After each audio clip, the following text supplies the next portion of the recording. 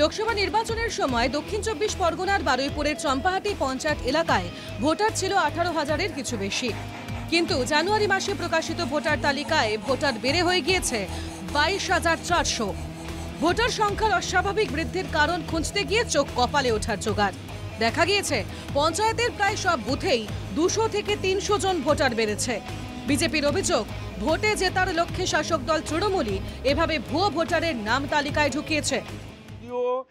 এরা সবাই প্রত্যেকেই জানে, বা আমাদের জেলায় যারা এখন শাসক দল আছে তারা যদি এই ব্যাপারটা না জানে, এখন এড়িয়ে যায়, তাই এটা তো মানুষ সবাই, সাধারণ পাবলিক সবাই বুঝতে পারছে। ভোটার সংখ্যার বিপুল বৃদ্ধির পেছনে ষড়যন্ত্র দেখছে তৃণমূল।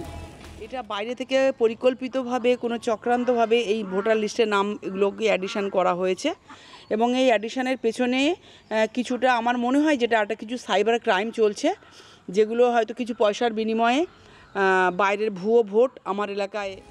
41 নম্বর বুথে ভোটার বেড়েছে 304 জন। 26 নম্বর বুথে নতুন ভোটারদের বেশিরভাগই মালদা, মুর্শিদাবাদ বা শিলিগুড়ির বাসিন্দা বলে অভিযোগ। না, এদেরকে এখানে আগে কোনো দেখাও যায়নি, চিনিও না। ভোট দিতে আসে এরা?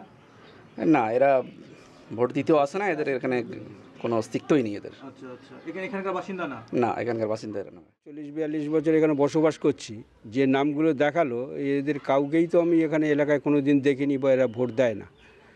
এটা আমরা দীর্ঘদিন ধরেই এখানে এদের কোনো অস্তিত্বই দেখতে পাইনি। কেন্দ্রের চক্রান্তেই তালিকায় ভুয়ো ভোটার নাম, অভিযোগ তৃণমূলের।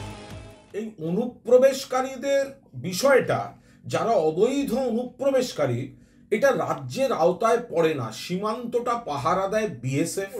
যে কে কোথাও যদি ভোটার লিস্টে উঠে যায়, এটা বিজেপি এখন শাক দিয়ে মাছ ঢাকার চেষ্টা করছে। দেখুন, প্রত্যেকটা কনস্টিটিউয়েন্সিতে পরিকল্পিতভাবে তৃণমূল কংগ্রেস ভোটার ঢুকিয়েছে, আর এ রাজ্যে এটা নতুন কিছু নয়।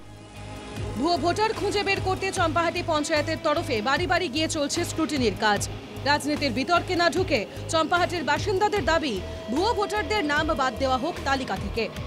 দক্ষিণ 24 পরগনার বারুইপুর থেকে উজ্জ্বল সরকারের রিপোর্ট, NKTV বাংলা।